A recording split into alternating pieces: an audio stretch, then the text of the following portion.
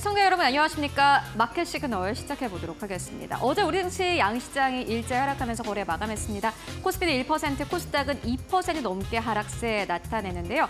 외국인들 계속해서 팔고 나가고 있는 상황입니다. 달러에 대한 원화의 환율도 굉장히 불안한데 이런 가운데 간밤 증시는 일제히 보합권에서 거래 마감했습니다. 쉬어갔다라는 표현이 맞을 것 같습니다. 네, 그럼에도 오늘 주요 경제 지표가 미국에서 발표된 게 없기 때문에 일단 트럼프 랠리는 약간 쉬어가는 분위기가 형성이 됐는데요. 오늘 우리는 장중에 어떤 시그널들을 포착을 하는 게 중요할까요?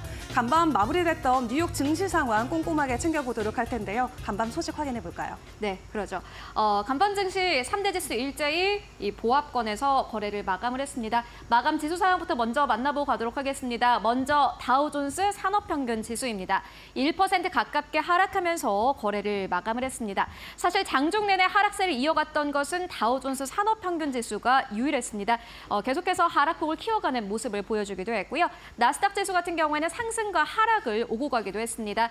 보합권에서 계속해서 거래가 되다가 결국에는 방금 전에 마감했던 기술주 중심의 나스닥 지수 약보합에서 거래 마감했습니다. 19,000선에서 거래를 마감한 모습 함께 확인하실 수 있을 거고요. S&P 500입니다. 0.13% 약보합에서 거래 마감을 했습니다. 보시다시피 S&P 500은 최근 들어서 6,000선까지 올랐다가 다시 한번 소폭 하락하면서 거래를 마감하기도 했습니다.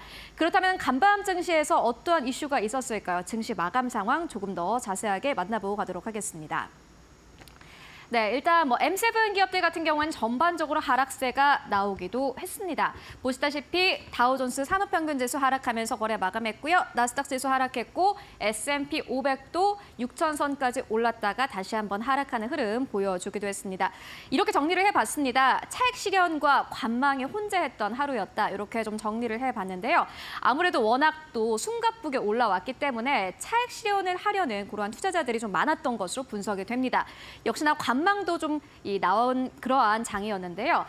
시장이 좀 크게 올라온 만큼 그만큼 앞으로 시장이 올라갈 수 있을까라는 의구심이 나왔고 이에 따라서 간밤 증시는 차익 실현 그리고 관망이었다. 이렇게 한마디로 좀 표현을 해볼 수 있을 것 같습니다.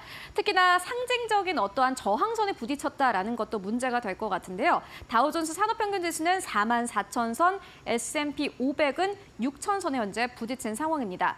코스피랑 좀 연결을 해서 생각을 해보신다면은 코스피가 2,600선을 만약에 올라가게 된다면 다시 한번 저항선을 좀 부딪히고 내려오는 모습 함께 보여주고 있는데 뉴욕 증시도 그러한 하루였다라고 보시면 될 것 같습니다. 외신들의 반응도 함께 볼까요? CNBC는 간밤에 이렇게 표현을 했습니다. 시장이 약간의 소화 불량을 겪고 있다라고 표현을 했는데 급하게 먹으면 체하거나 소화 불량이 올 수밖에 없겠죠. 워낙 급하게 올라왔습니다. 대통령 선거 이후로 시장이 급격하게 올라온 상황이고 S&P 500도 역시나 마찬가지로 시장이 선거 이후로 쉼없이 올라오다가 오늘 처음으로 쉬어갔습니다.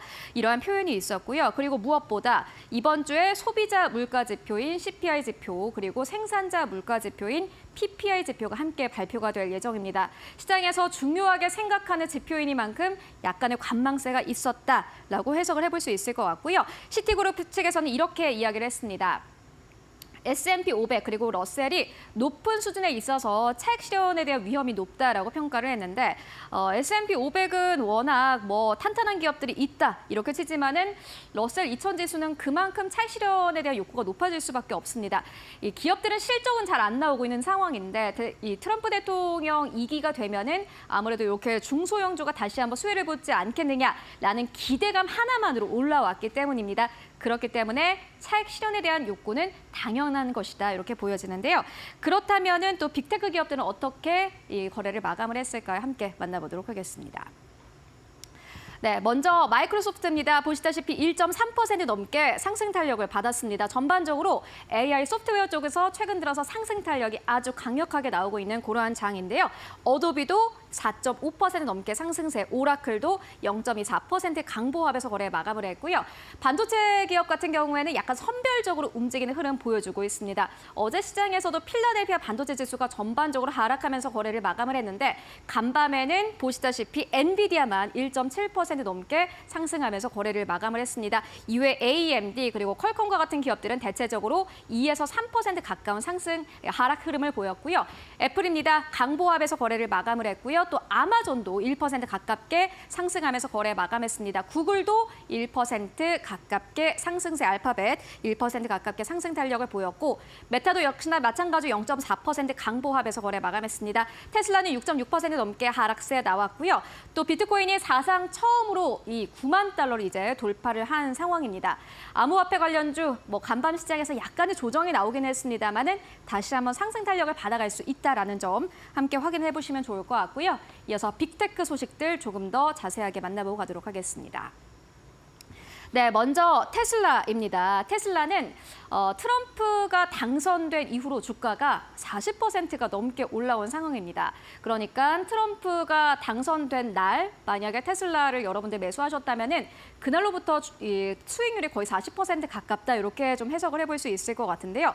그럼에도 불구하고 모건 스탠리는 오버웨이트, 비중 확대에 대한 투자 의견을 그대로 유지를 했습니다. 앞으로 4년 후, 그러니까 이 4년 후라는 말이 굉장히 중요한데 트럼프가 다시 한번 집권하고 난 이후로 그 4년 후까지 훨씬 더 넓은 영역으로 확장을 할 것이다라는 이러한 투자 의견이 함께 나오기도 했습니다. 여전히 긍정적인 투자 의견들이 나오는 테슬라입니다. 다만 간밤에 주가는 6% 이상 하락세 나타냈고요. 엔비디아입니다. 엔비디아는 사실 선거 기간 동안 주가가 좀 크게 쉬어가는 흐름을 보여줬습니다. 다만 간밤에 미즈호 증권 측에서는 목표 주가를 상향 조정하기도 했는데요. 엔비디아의 목표 주가를 보시다시피 140달러 선에서 165달러 선까지 상향 조정했습니다. 여러분들 다음 주에 엔비디아 드디어 실적 발표 앞두고 있는 상황입니다. 실적 발표를 하게 되면은 오랫동안 쉬어갔던 엔비디아의 주가가 다시 한번 상승 탄력을 받아갈 것이다라는 기대감 나오고 있는데요. AI 시장 여전히 장악하고 있는 퍼스트 플레이어가 엔비디아다라는 의견 나오고 있습니다. 간밤에는 상승 탄력을 보여주기도 했고요. 애플입니다. 뱅크 오브 아메리카 측에서 애플에 대해서 그대로 매수로 이 투자 의견을 유지하기도 했습니다. 2024년에 매개 매출이 8% 넘게 증가할 것으로 보인다라는 고러한 의견을 함께 제시하기도 했습니다. 이어서 그리고 간밤 또 시장에서 어떤 특징들 잡아볼 수 있을까요? 함께 만나보도록 하겠습니다. 트럼프 트레이드 그리고 해리스 트레이드가 될 것 같습니다. 시장이 이제 이미 해리스 트레이드를 안 보고 있는데 왜 갑자기 해리스 트레이드냐? 라고 해석하실 수도 있을 것 같은데요. 해리스 트레이드 관련주들이 전반적으로 급락 흐름이 급격하게 나온다라는 것이 특징이 될 것 같습니다. 특히나 숫자가 잘 안 찍히는 기업들 같은 경우는 주가의 낙폭이 더 큰 상황입니다. 대표적인 게 엔페이즈 에너지입니다. 간밤에 거의 10% 가깝게 급락 흐름을 보이기도 했고요. 솔라이트 에너지도 역시나 마찬가지로 10% 가깝게 하락하면서 거래 마감했습니다. 태양광 쪽들 전반적으로 숫자도 안 찍히고 있는 가운데다가 해리스라는 모멘텀이 없어지면서 주가 자체가 좀 큰 폭으로 하락세가 나오고 있는 상황입니다. 로빈후드와 같은 암호화폐 거래 관련 기업들도 간밤에는 좀 낙폭을 키워가는 모습이었는데요. 다만 로빈후드와 그리고 코인베이스의 최고 경영자들은 조금 다른 이야기를 내놓았습니다. 함께 만나보시죠. 간밤에 CNBC와 인터뷰를 진행을 했습니다. 로빈후드의 CEO는 이렇게 이야기를 했습니다. 트럼프 펌프를 보고 있다. 라고 이야기를 했는데 트럼프의 수혜가 아마 앞으로 계속될 것이다 라는 전망을 한 듯합니다. 트럼프 행정부가 훨씬 더 미래지향적인 정책을 펼칠 것이라는 낙관론이 보인다라는 긍정적인 투자 의견을 함께 제시하기도 했습니다. 이어서 코인베이스의 CEO도 역시나 마찬가지로 이야기를 했는데 증권거래위원회 위원장인 게리 겐슬러는 오랫동안 명확한 답변을 내놓지 않았다. 그런데 이제는 기회가 온 것 같다라는 긍정적인 의견을 남기기도 했습니다.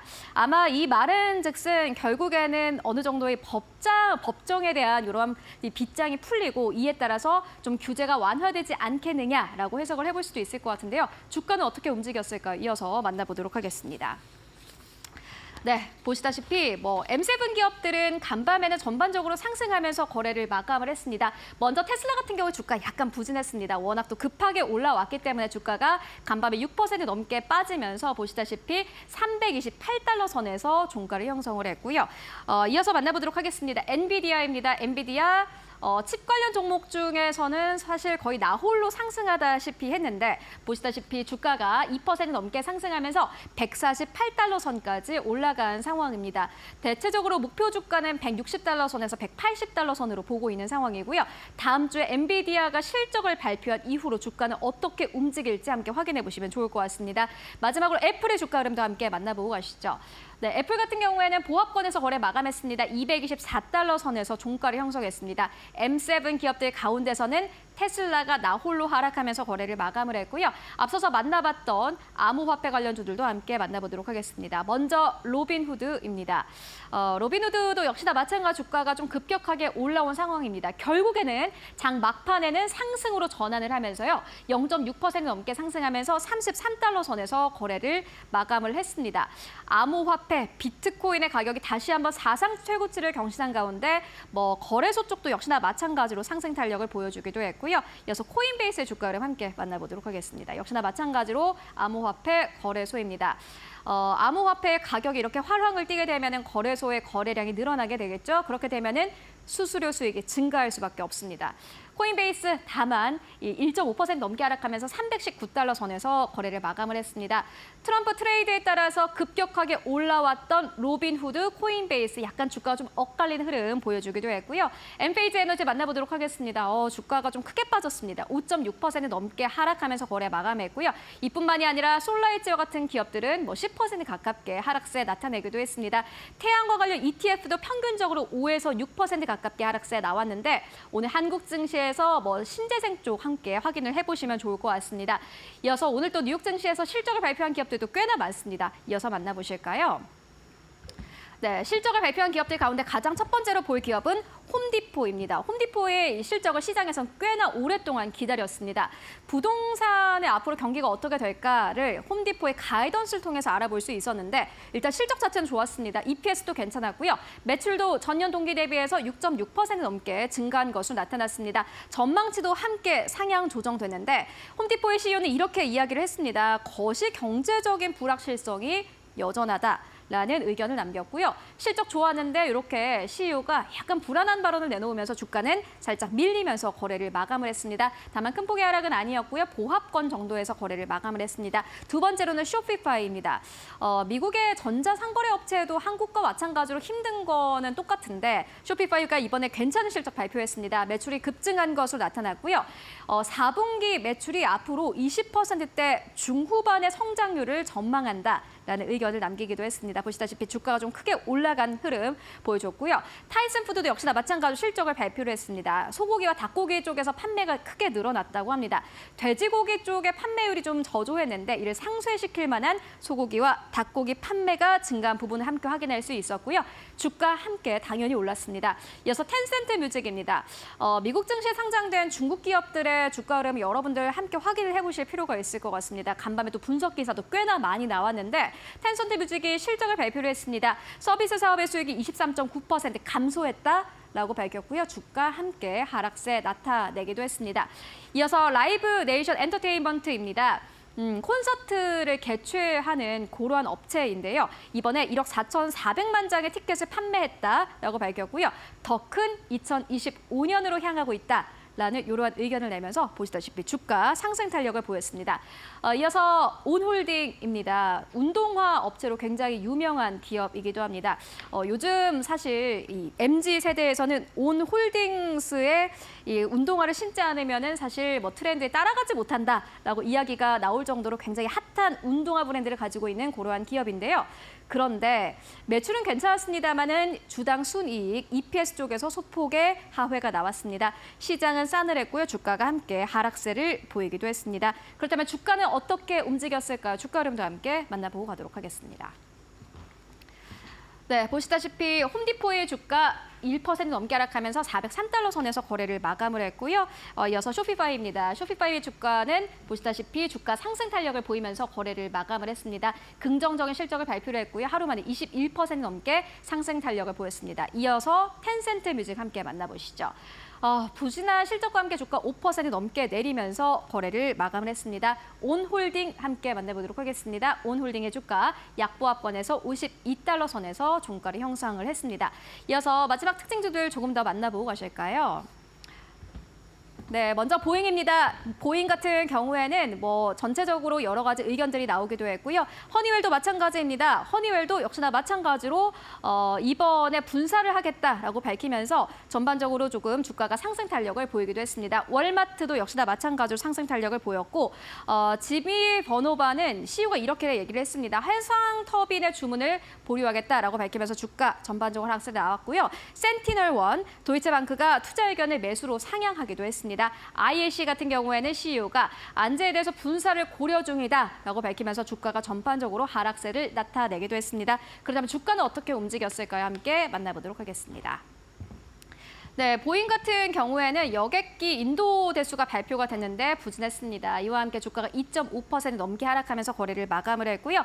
허니웰 주가 함께 만나보시죠. 허니웰은 행동주의 펀드가 들어오면서 주가가 상승 탄력을 보였습니다. 3.8% 넘게 상승하면서 거래 마감을 했고요. 이어서 지 버노바의 주가도 함께 만나보도록 하겠습니다. 사실 트럼프 수혜주이기도 했는데 간밤엔 7% 넘게 내리면서 종가를 형성을 했습니다. 미국의 국채금리도 함께 만나보고 가도록 하겠습니다. 10년물과 2년물이 좀 최근 들어서 특징적으로 움직이고 있는 상황인데요. 10년물 같은 경우에는 4.4%대에서 종가를 형성을 하기도 했고요. 2년물도 함께 만나보도록 하겠습니다. 2년물도 꽤나 높은 수준에서 현재 거래가 되고 있는 상황인데 보시다시피 4.3%대에서 유지가 되고 있습니다. 국제 유가도 마지막으로 만나보고 가도록 하겠습니다.